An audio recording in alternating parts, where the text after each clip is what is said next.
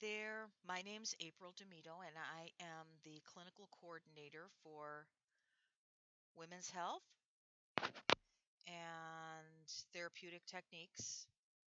And I wanted to give you this little update video because we've made some changes to the course. And so I'm going into the module so I can show you some of the changes that we've made. And we've really been working like mad over the last week to get this done so that we would have it in time to start our courses that begin on the 15th. So let's take a look and see. This is our course syllabus. And you can see over here on the right-hand side the assignments weighted by group. And you're going to, if you've taught before, you're going to see that something is missing. We've removed SOAP notes, so those are now out.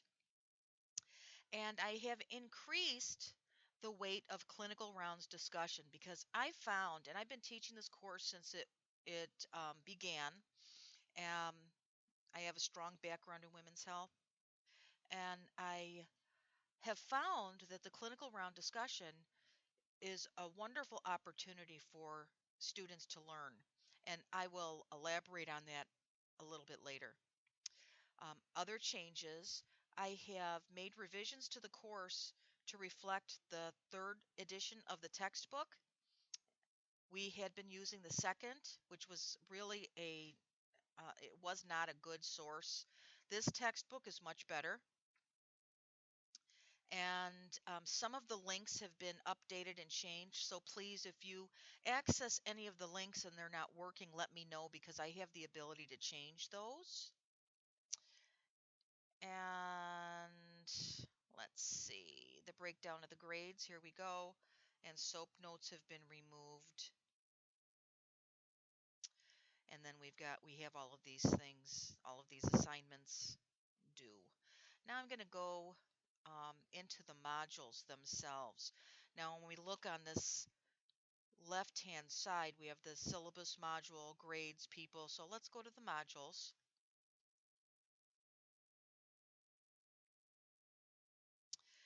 And here we have week 1.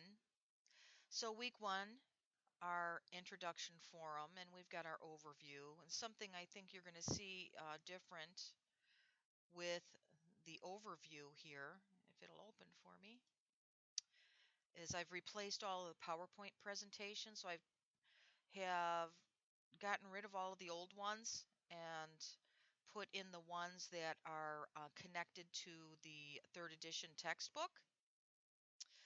So that's different. The one thing you will be not seeing in here, I have audio on the PowerPoint presentations. In the previous section, I've not yet been able to do that, but that will be up and coming. I'll be putting audio on these as well. And I'll send them to you as I do them so you can actually add those to the course even if the course is active. Then we have our women's health paper. Don't forget, you have to go in and make these active. Otherwise, they will not function properly, so they won't be able to utilize that Turnitin. I'm going to go back to modules now. And you can see here, let's see. Week 2, we have a case study discussion. We didn't have one in week 1 because they're focusing on their paper. So the case study discussion for weeks 2, 3, and 4 are spelled out for them, and they have the ability to access it. Let's see down here. This is week 3. I clicked on by accident, but it doesn't matter. This one's going to be on dysmenorrhea. Week 2 is on a loss, and I think we're going to be replacing that in the future. Um, this is dysmenorrhea. The number 4 is breast cancer. Now, you'll see here it says in learning teams of 3 to 4, and you can certainly do that. I have done it both ways. You can put the students in groups if you go through people. But the last two sections I've taught, I have not divided the students up, and it's worked fine. I'm quite um, strict on them being active in discussion groups. So if you go into the MSN handbook, it'll say that you need to have three total posts, and I make it very clear to students that yes, you have three total posts: the initial post, a response post to someone else's post, and then a response to someone who has commented on your post. That's the bare minimum. So if they want to get these 25 points in full, at least in my group, they're going to go above and beyond that. And it's also going to be substantive posts, not I agree with you, stuff like that. So I make it very clear to the students right from the very beginning what the expectations are. Now you'll see that things change a little bit. This is something that Janine and I decided on last year. That week 5, it was actually her, she had brought it up. The week 5 case study discussion differs a little bit than the other case studies, and we allow the students to pick a topic. At least I do. Pick a topic. It has to be related to current health and trends. And I'm going to show you an example of what one of my students did um, for week 5 case study discussion. Let's see this one.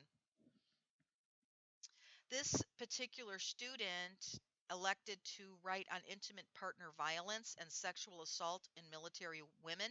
There must have been something going on at the time in the news, and she found it interesting. So she wrote this. I wouldn't go so far as to say that this is a paper, but she wrote a little snippet, a page with resources, of course, and then the students communicate, they discuss, um, debate on this topic. And I think that the students found it really, really helpful.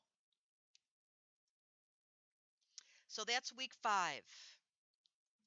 Let's go back to the modules. Week 6, they have their midterm exam, and I have changed the exams. The exams are all new. Um, so I do not yet have a study guide put together for the exams because they're brand new. Um, I took out questions that I didn't think were appropriate. I found questions that I thought were better. But please let me know if you, when you're going through this, if you find something that isn't working, if a link that's not working, please let me know. If you're finding discrepancies in the content, please let me know. So those changes, I can all make those changes. So the midterms all different. Now, when we get to week 7, the clinical round discussions change a little bit, and the clinical round discussions are going to be more focused on the patient care that they're delivering. And again, you can put them in teams if you want. I have elected not to, especially with this one, because I found this is a great learning tool for students. So they're going to take one of their patients that they have been taken care of in clinical, and they're going to do a case presentation on them. And I have an example